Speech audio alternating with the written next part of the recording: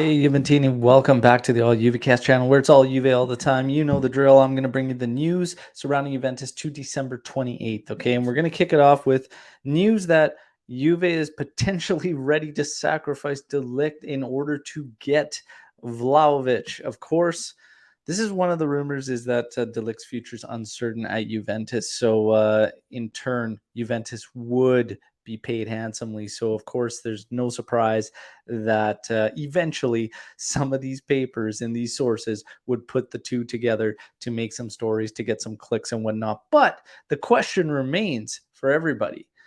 If sacrificing De Ligt meant bringing in Vlahovic, would you then do it? Okay. I told everybody where I stood on the De Ligt thing in a video a while ago, and it was just basically, look, we're going to be paid and reimbursed very, very well if De Ligt does in fact move. Juventus should take that money, which would be a lot of capital gain from a De Ligt move, and spread it out a lot through this team. If they took a big chunk like that, went for Vlahovic, you've pretty much wiped out the gain. So it's a tough call. It's a tough call when you're trying to work on a build that has so many pieces missing. Okay, so interesting stuff. But again, it says that Raiola, in addition, would be bringing Romagnoli to Turin. Tough one. But if Pogba's out there and you can swing a Pogba on a free and then you splash on Vlahovic, looks a little bit different. The scape looks a little bit different. Don't forget, De Ligt is on a very, very healthy salary, okay, of around 11, 12 million euros. So, yeah, it's interesting stuff out there. In other news, Allegri has decided to block any potential sale for the French international Adrien Rabiot. This one is, again, all our midfielders are fair game, okay?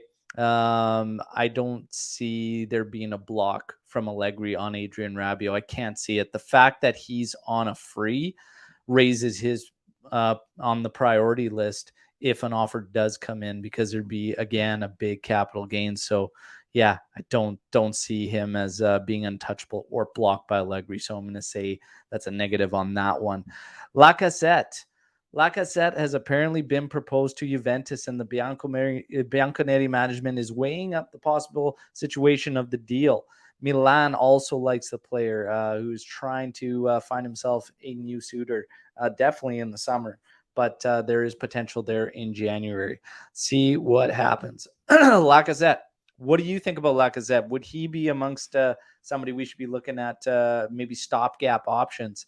We know the other names. We've been talking about them a lot lately. Milik, Icardi, Muriel, and Scamacca. Okay, apparently Scamacca has got 40 million euro price tag and whatnot. Muriel, if I had to handpick out of all of them, I really, really like Muriel, especially as a stopgap option with the potential to go a little bit longer, and you could still open up the doors to somebody else signing. But it's interesting there. Apparently Tottenham, where Fabio Paratici is, of course, at now, is ready for an assault on Weston McKennie. If successful, Juventus would probably go back to strongly chase AS Monaco's 21-year-old Aurelien Tchouameni.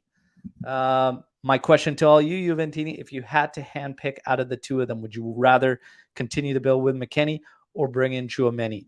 Who's your pick? Again, all our midfielders, I feel, are not safe other than Locatelli. Okay. And we all know Artur is dissatisfied with his situation at Juventus. So there you have it. Arriva Bene has clear ideas on guidelines to follow in mercados. These are the guidelines. No deals that cannot create any value. So players over the age of 30 are pretty much out. No exaggerated fees for agents. No contract terminations. And no hasty renewals. No players on a free with unsustainable fees. So essentially, every single thing that's gotten us into the predicament we're in now is apparently out of bounds for them and their strategies. Fantastic. Good stuff. I mean, it didn't take rocket scientists to figure this stuff out, that all this business was going to hurt us eventually, and it has. So, yeah, pretty clear and definitive, and I like that. And again, there's a lot of people that don't have any faith in the current management, based on the mistakes from the past. But again, we just have to give these guys time and see what the moves are that they do. Okay. Scamacca, we talked about Scamacca. There could be a possible bidding war in June for Scamacca, and Juventus might try to change that by getting him in January. So we know about all that. And of course, Dybala. Speaking of contract extensions and no hasty renewals, the deal is apparently done, reported by a lot. And the only thing they're waiting for, the holdup, has kind of been cleared up a bit more now. And it was basically Dybala's agent. He has not yet completed all the paperwork to be recognized as a FIFA agent. So apparently, the date to finalize everything is actually in February of 2022, but it is all done. Just waiting on him to finalize his paperwork. This kind of wraps it up for Juventus news. Oh, and of course, yesterday, our center back, Leonardo Bonucci, winning the Globe Soccer Awards Best Defender Award. Okay, so there you have it.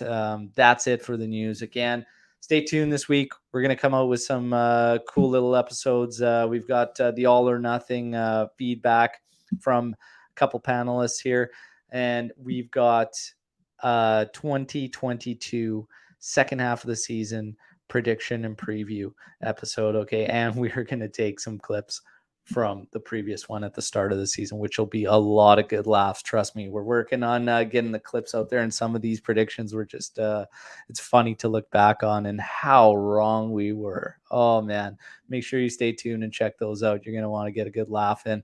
Thanks, everybody. Like the video, subscribe to the channel. It's all Juve all the time. Fino alla fine, Forza Juventus. Till tomorrow. Ciao.